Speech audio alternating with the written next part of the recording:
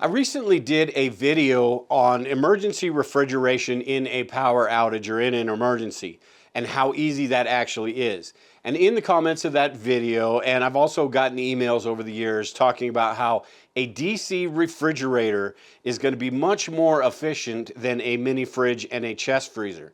So when the folks over at SetPower contacted me about reviewing this 45-liter DC refrigerator, I jumped on the chance because I want to see just how much more efficient something like this is than the other setup that I have. The cool thing about this as well is it's not just for emergency preparedness. Something like this can be used if you go camping, hunting, fishing, for family gatherings, just a lot of different situations where this would be useful that don't involve a power outage. Also, the cool thing about this is you can put it right in the back seat of your truck. This runs on DC power, this cigarette lighter port right here. You plug this into your vehicle and you are good to go. Now, I was interested in this particular model because of the price point. This is more of a budget DC refrigerator. It doesn't have all the bells and whistles that say a Dometic would, some of the more expensive ones, but honestly, you don't really need those. The warranty on this is a one-year warranty and 3 years on the compressor itself. Another thing with those top-of-the-line models, you're going to get better compressors, you're going to get a better warranty, you're going to get, some of them even have ice makers. But this one has everything that you would need in it, and it's a price point that I think you could justify getting one of these. Those Dometics are like over $1,000. I mean, some of these are $1,400, and I just couldn't justify spending that much. But something like this, I could. So let's go over the fridge specs real quick, and this is a 47.6 quart capacity, dual zone, dual temperature. And what that means is you can set both of these up to be a freezer, both of these up to just be refrigeration, or like this one here that I've got set now, this side, the smaller cabinet is a freezer, and the larger cabinet is the refrigeration. And the temperature goes from 0 degrees to 50 degrees. So you can see I have the freezer side set up to 0 degrees and the refrigerator set up to 36 degrees. And this has been on for just a few minutes, so it's still getting down to temperature. They say on the website this takes about 15-20 minutes to get down to temperature, which is fairly accurate. I've got some tests that I did as well as far as efficiency, and I'll go through more of that in a bit. But it does get down to temperature fairly quickly, and it's not really loud. This has been on the whole time I've been talking, and you can't really hear it. It's something that you can hear the low, I think it's 42 decibels. You can hear the like a really quiet fan, but it's nothing that is going to annoy you, especially like if you're sleeping in a tent or a camper. It's not going to annoy you. It's sort of just white noise. And like I said, it runs on AC or DC power. I've got the DC adapter plugged in right here, but you've also got the AC adapter that comes with it, and you can plug it in. Not quite as efficient, and I'll go through those tests in a minute, but not quite as efficient as the DC, but it is an option for you if you just want to put it in your home. Maybe the night before you go camping, you put some stuff in there, you put it on AC, and then you take it out to your vehicle or wherever and throw it on DC. And as far as the size and weight of this is about 42 pounds empty, and it's a little over 24 inches, so a little bit over 2 feet long, 20 inches high, and 16 inches deep. It's got the handles right here, and as far as the quality of construction, it feels really solid. The doors right here, the latches latch pretty tight. The seals around the top right here seals pretty well. I've got a temperature gun right here, and you can tell right around the seals, there's no air coming out or anything like that. So it stays sealed really well, and it's going to keep that temperature, which is going to help with the efficiency as well. There is quite a bit more information about these, and I'll leave a link to their website. If you're interested, you can go check that out. And they've also set up a discount code TBOL to get 16% off. But just a really solidly built unit. It's not one of the higher end models, so it's not going to cost you an arm and a leg. But this is absolutely going to get the job done for 99% of the people out there. If you need or want an ice maker or something else like that, or if the efficiency is an absolute must for you, then maybe, you can justify, or if this is something that you would use on a weekly basis, maybe you can justify that higher cost. For me, I think this is just a really good spot right in this range, that $400 range for something like this. Now, before I get into the testing, I wanted to show you how to use what these buttons can do. And this is all fairly simple, and they have the instruction manual, which is very basic, but there's really not a whole lot to it. So as far as how the buttons work over here, it's really simple.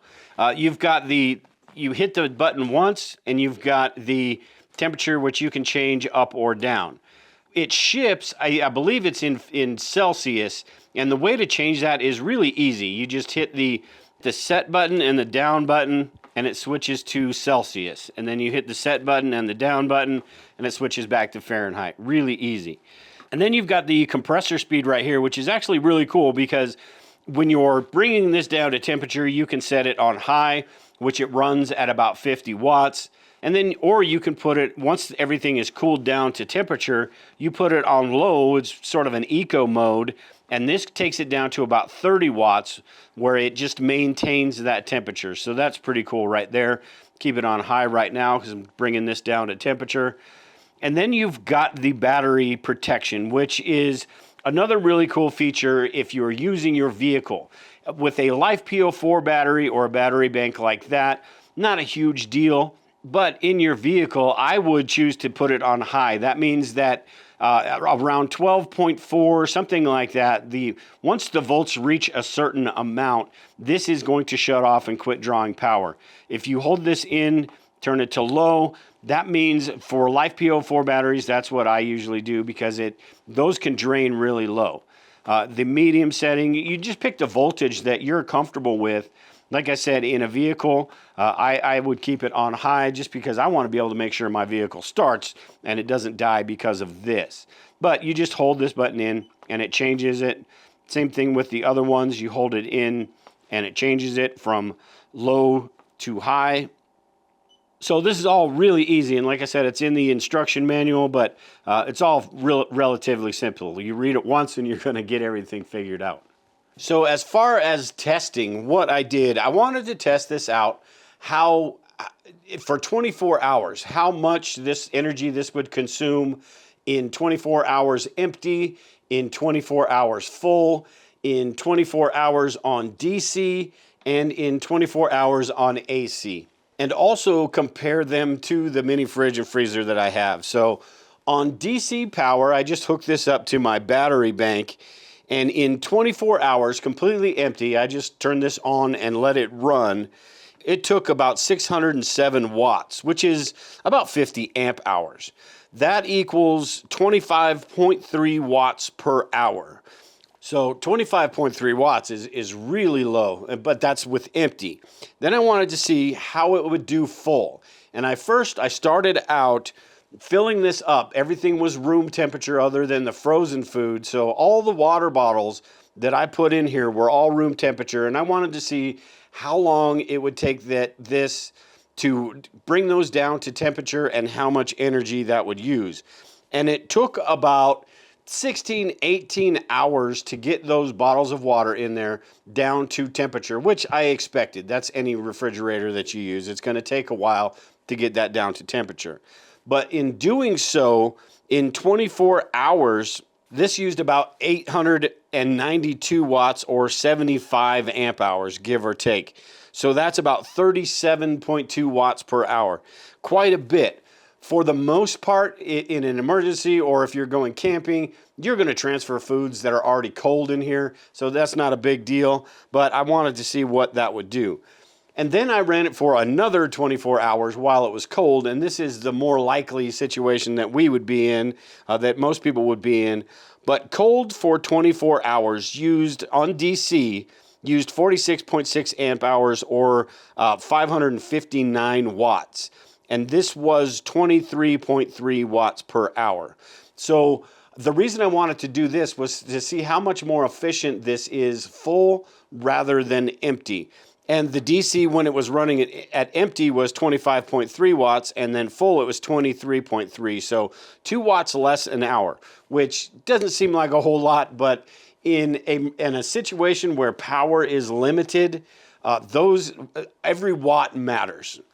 Now, the other advantage of having this full as well is this is going to maintain its temperature if these are full, just like any refrigerator or freezer. The more stuff in there that is cold, the longer this is going to stay cold. So that is an advantage as well. And then I wanted to see how big of a difference there is between running this refrigerator freezer on AC power compared to DC power. So like I said, the DC full, and I didn't do this empty on AC, it's going to be the same efficiency regardless, but I did do it full. So after I was done testing this the second 24 hours full, I put it on AC, and the numbers that I got for 24 hours, it uses 766 watts, which is 32 watts per hour. You compare that to the 23.3, and you're looking at like a 22.3% increase on AC power. That is huge. So the comments that I got and the friends that I talked to and people I've talked to said, get a DC refrigerator. This is, a DC refrigerator is much more efficient.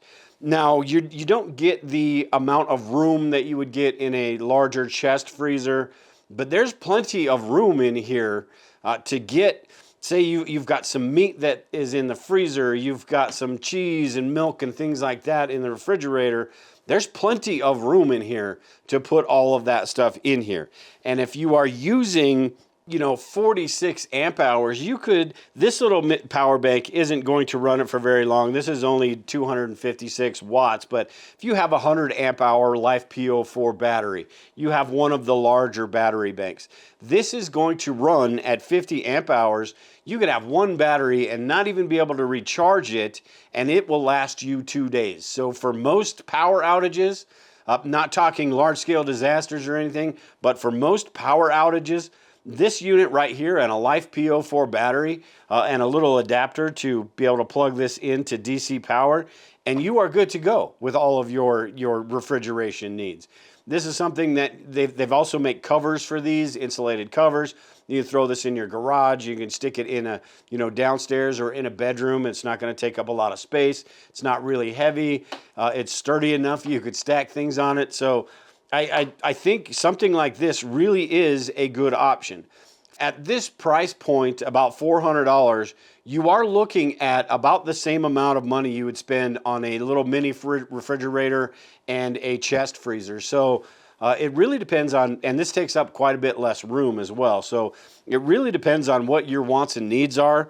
But like I said, in an emergency, energy is at a premium and every watt matters. So if this is something that would fit your needs, I think it's fantastic. Now, I run my mini fridge and my chest freezer 24/7. I'm not sure I would run this 24/7, but in the event of a power outage, I may be transferring some stuff into this rather than running that mini fridge at the very least. And just for comparison, that mini fridge and freezer that I have runs about 850 watts per day, so that's about 35 per hour, where this one, you're looking at 23, so like 12 watts less per hour, so much more efficient. And I said this uses about 50 amp hours of Life P04 battery power or a power station. So what you would need to replenish that in ideal conditions, you would probably want 2 100-watt solar panels to be able to regenerate that power in one day. So like with one of these 100-watt collapsible solar panel setups, or even just a full-size solar panel, the 100 watts, you're going to get about half as much as you need, maybe a little bit more. It really depends on the conditions and all that, but one of these is not going to quite do it for this size of a refrigerator, but 2 of them absolutely would. So that's it for today. Hopefully I answered everything for you guys. If you guys if you do have any other questions, anything that I didn't cover about this, make sure and leave a comment below. If you've got any experience with other types of, DC refrigerators or any advice that others, may want, make sure and leave those in the comments as well. But all in all, this is a pretty cool little freezer. I'm going to use this quite a bit as when I go camping. We got family, family reunions, get-togethers, even just barbecues out in the backyard. I mean, something like this is very cool to have around. It fits quite a bit in here. I think it said like 44 beers or pops or something like that. So you could put all the stuff you need to barbecue. It just a really cool little unit, and just so many different uses for it other than emergency preparedness. It's just a cool unit. But like I said, if you have any comments, leave those below. And with that, I am done here today. Take care and prepare, everyone. We will talk to you all later.